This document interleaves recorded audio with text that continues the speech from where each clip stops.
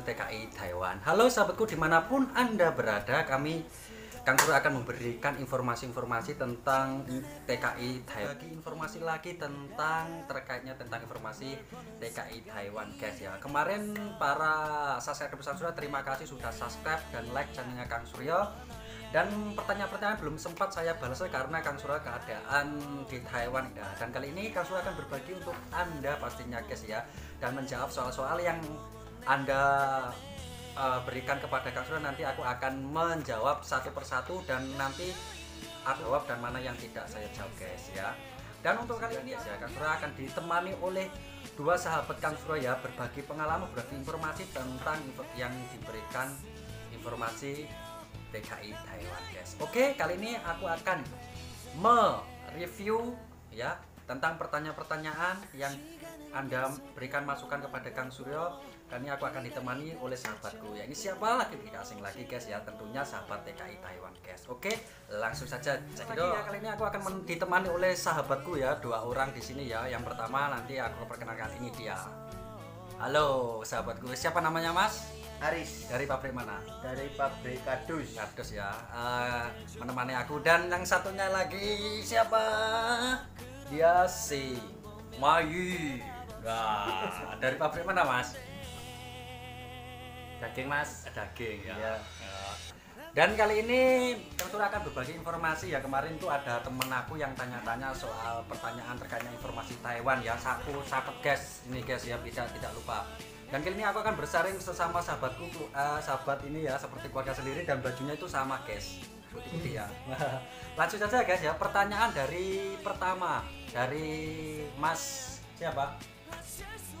Mas Mai ya. Di sini Mas Mai ini. Saya akan bertanya, berapa lama prosesnya di PT selama di Indonesia? Waktu pengalamannya Mas Mai. Kalau masalah pengalaman di PT itu setiap orang itu pastinya nggak sama ya. Ya. Pertama tergantung job kita, proses kita, dokumen kita. Kalau dokumen kita tuh udah lengkap, insya Allah prosesnya itu cepat. Dari mulai pertama daftar, medical, terus tanda tangan job, tadi. Terus apa itu setelah tanda turun job langsung kita tetoan. Setelah tetoan kita PAP dan terbang. Itu kalau proses calling visa itu rata-rata tuh 1,5 bulan sampai 2 bulan udah terbang. Terkecuali yang ikut seleksi ya, yang ikut seleksi itu agak lama, soalnya ada yang 3 bulan ke atas, bahkan ada yang 6 bulan ke atas. Karena setiap pabrik itu permintaannya kalau sistem seleksi itu nggak sama. Misal dari ukuran berat badan, tinggi badan, itu kekuatan kita mengangkat itu, misalnya di pabrik packing atau pabrik angkat junjung gitu ya, itu harus ada biasanya kayak gitu. Terus apalagi ya, kalau diseleksi kayak gitu, misalnya kita seleksi pertama kita nggak lolos, ya nunggu lagi seleksi yang kedua, ketiga, keempat sampai kita lolos. Itu yang seleksi. Biasanya yang seleksi itu pabriknya yang lumayan besar ya, bukan home industry. Kalau home industry itu jarang mengadakan seleksi. Kalau di sini ya gitu. Nah itu guys yang diberikan teman aku, semoga bermanfaat ya. Jadi ada dua jalur guys ya, ada jalur seleksi dan ada calling visa guys ya. Biasanya kalau jalur seleksi itu lebih lama guys ya dibandingkan dengan calling visa. Kalau calling visa kita di sini sudah ada job ya, terus di Indonesia prosesnya langkah-langkahnya itu manut dari sini ya. Nah, dan yang pertanyaan yang kedua, nanti ini aku akan kasihkan ke Mas satunya lagi ya, Mas yang ganteng ini, Mas Aris ya. Nah, pertanyaan Mas, bahasa di Taiwan itu penting nggak Mas? Bahasa Mandarin menurut Masnya itu penting nggak? Penting. Soalnya kalau di sini kita bisa bahasa, kita lebih dihargai oleh orang Taiwan, sesama pekerja lebih dihargai. Tapi saya sarankan kalau bisa bahasa, kalau yang pertama kali kerja, yang sabar. Satu kuncinya sabar. Kita soalnya apa, kalau tahu bahasa kebanyakan kalau kita salah itu mungkin kita kebanyakan mengambil hati dari kebanyakan diuji lah, kesabarannya paling diuji ya. Terus untuk menurutnya Mas Mai gimana? Bahasa itu penting nggak dalam bahasa? Gini ya, kalau menurut bahasa, soalnya saya sendiri dulu kesini itu tanpa ada bekal bahasa satupun. Saya pertama kesini itu dulu cuma ke PT daftar, setelah daftar terus medical oke, udah job turun, udah saya nggak pilih-pilih jobnya itu udah saya tanda tangan job itu aja. Jadi PT itu nggak mengharuskan kita di BLK gitu, tapi itu tergantung dari PT-nya masing-masing. Nggak sama setiap PT itu peraturannya nggak sama, ada yang mewajibkan BLK, ada yang tidak mewajibkan. Intinya kita kalau kita pengen kita tuh kerja tuh enak, kuncinya tuh bahasa, satu bahasa, karena bahasa itu sebagai alat komunikasi di sini. Kalau kita itu tahu bahasa, walaupun kita dibilangin ini A B C kita tahu kayak gitu. Selain itu kita lebih mudah untuk bekerja tanpa kita bingung, misalnya majikannya nyuruh ini, kita kan udah tahu bahasanya ini itu udah tahu. Berinteraksi itu lebih cepat gitu loh, kerjaan itu lebih enak gitu.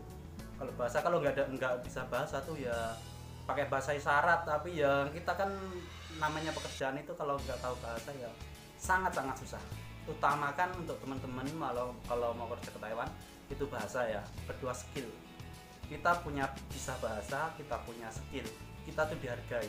Tapi kalau kita nggak bisa bahasa, kalau kita nggak punya skill, mungkin ya kayak gitu, itu ya ibaratnya standar aja, rata-rata air gitu. Tapi kalau yang bisa bahasa itu ya kita bisa ngomong, ada keluhan apa kita langsung ngomong tanpa kita mendatangkan agensi. Kita bisa menyelesaikan itu sendiri dengan majikan atau dengan mantornya atau rekan kerja kita orang Taiwan di sini gitu. Ya, terima kasih ya.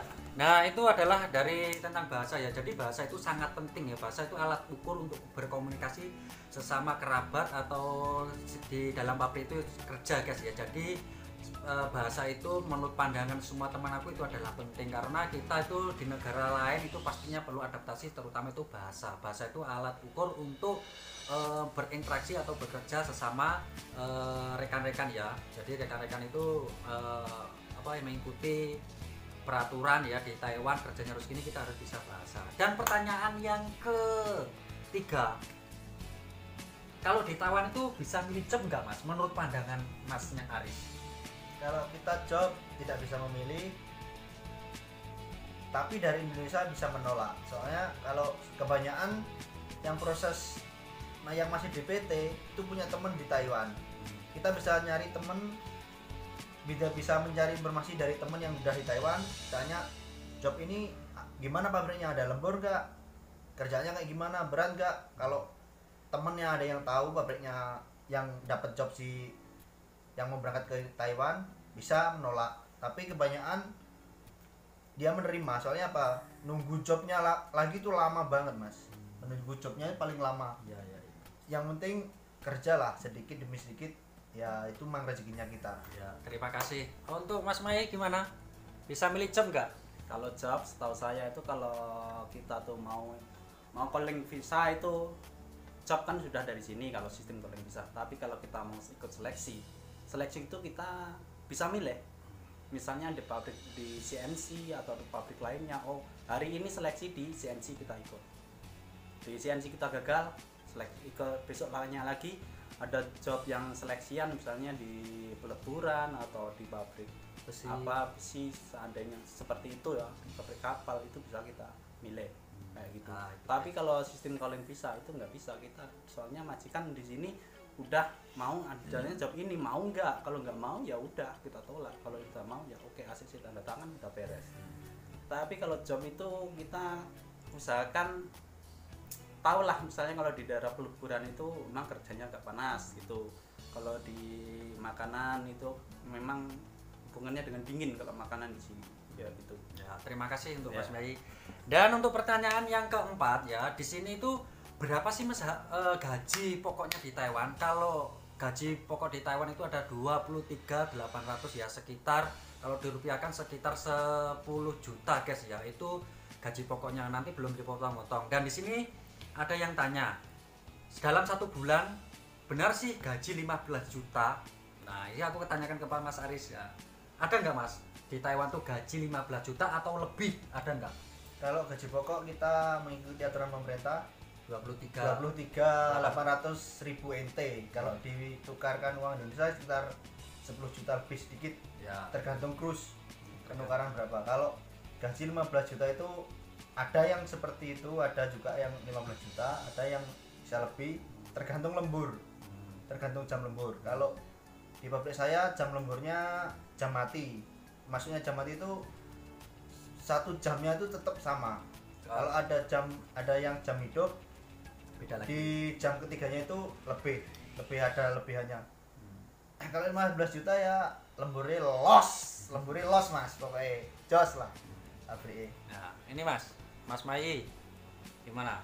Ya kalau masalah gaji itu setiap orang itu rezekinya pasti berbeda-beda dan tidak sama. Itu kuncinya. Yang penting kita kerja di sini itu sabar, ikhlas, kayak gitu. Kuncinya itu. Kedua, kita kalau sudah banyak lembur biasanya anak-anak itu malesnya kenapa? Oh, terlalu capek, inilah ini itulah. Tapi kalau nggak ada lembur juga sambat gitu, nggak ada lembur gini-gini. Masalah gaji bisa 15, 10, 20 sampai 20 ke atas itu memang ada. Tapi kan kita tergantung, tapi enggak semua orang itu. Kalau kita punya skill ya mungkin bosnya itu tahun pertama bisa naikin gaji, tambahin gaji berapa tahun kedua, tahun ketiga, tahun keempat misalnya kalau nyambung kontrak lagi ya kayak gitu. Itu tergantung. Apalagi kalau hitungan lemburnya itu bagus, misalnya sesuai dengan kita tanda tangan di job ya, di tanda tangan di job itu kan jam pertama 133, jam 1 kedua 133 MT 133, jam ketiga ke atas itu sudah 166 kayak gitu. Tapi faktanya di sini tuh ada yang jam berjalan jam hidup kayak gitu tapi nggak sampai segitu, ada yang lebih. Itu tergantung dari pabriknya masing-masing, dari majikannya masing-masing. Setiap pabrik itu peraturannya nggak sama kayak itu. Tambahan mas, masalah gaji oke ra tentu oke, belum tentu cukup, sidik belum tentu kurang. Yang penting kita ikhlas jalanin, bersyukur lah intinya pada itu. Ya guys, itu gaji ya guys ya. Yang terakhir pertanyaan yang 5 guys ya. Ini Cinatrust itu apa toh? Cinatrust. Nah, ini ada. Cinatrust. Ayo, siapa lagi ya jawab Cinatrust? Mungkin masnya yang lebih paham. Cinatrust itu apa toh? Mas Mai, Cinatrust itu apa? Cinatrust itu sebenarnya kalau kita ke PT itu rata-rata itu yang PRT atau yang pabrik itu kita diberikan pinjaman dari bank Cinatrust, namanya itu bank ya. Kita itu misalnya kita mau ke Taiwan, udah proses DPT, uangnya nggak cukup, itu diproses kayak gitu, kita dipinjamkan dulu sama bank Cinatrust, terus buat bayarin apa itu berkas apa namanya ya, untuk proses kita. Setelah itu kita mengembalikannya di sini secara potong gaji kayak gitu, itu selama 6 bulan kayak gitu. Ada kalau yang cash, yang untuk yang pabrik, yang job formal itu, yang pabrik itu yang cash itu juga nggak ada potongan Cinatrust kayak gitu. Setelah itu di sini itu potongannya banyak. Kalau yang pertama yang datang itu yang pertama kita datang ke Taiwan, pertama kita potong apa? Pertama itu medical, kedua itu askes. Kok bukan askes, itu apa namanya? KTP, RC sama apa tuh, sama biasanya kalau datang tuh ke mes itu peralatan tidur itu agentnya motong kayak gitu, dibelikan dulu sama agent, terus kita bagian kaki potong gitu. Yang pertama itu hitungannya. Jadi yang untuk kedua ketiganya itu tergantung. Biasanya kalau kita bayarnya cash ya kita tinggal bayar aja itu uang servis agensi. Yang tahun pertama 1.800, tahun kedua 1.700, tahun ketiga 1.500 ya gitu. Nah, terima kasih ya. Itu adalah sekedar informasi yang diberikan oleh Kang Suryo. Semoga bermanfaat untuk kalian sahabatku yang mau pergi ke Taiwan ya, yang mau berangkat ke Taiwan. Dan saya doakan semoga yang belum dapat job mau proses ke PT semoga dapat job dan diberkahi oleh Allah Subhanahu wa taala, dan apa yang kan jobkan semoga tercapai guys ya. Dan sekian dari Kang Suryo, informasi yang diberikan oleh Kang Suryo, semoga bermanfaat buat Anda yang di rumah pastinya guys ya. Dan saya akhiri, wassalamualaikum warahmatullahi wabarakatuh. Jangan lupa kalau belum jelas bisa like, komen, subscribe di kolom komentar Kang Suryo guys ya. Masnya ada pesan-pesan mungkin? Belum ya. Untuk pesan-pesan yang maupun yang masih di Indo ya, mau proses ke Taiwan, yang sabar soalnya sekarang lagi pandemi corona ya, jadi Taiwan sementara masih ditutup. Yang sudah proses di PT mungkin kita menunggu ya, sabar, semoga virusnya cepat hilang, kita Amin. bisa normal lagi, bisa kesampaian mau ke tujuan kemanapun kita bisa tercapai, dan intinya ya tabah kayak itu Amin. apapun. Terima kasih. Dan buat Mas Aris, Yang proses masih Dindo, yang sabar. Ya emang kondisi lagi kayak seperti ini. Di sini pun juga merasakan dampaknya. Pabrik juga sepi. Ya kita emang lagi diuji. Mungkin sekarang belum rezeki, mungkin tahun depan bisa diberi rezeki yang lebih bagus. Amin. Amin. Dan sekali wassalamualaikum warahmatullahi Bye wabarakatuh. bye. Ciao, ciao, ciao.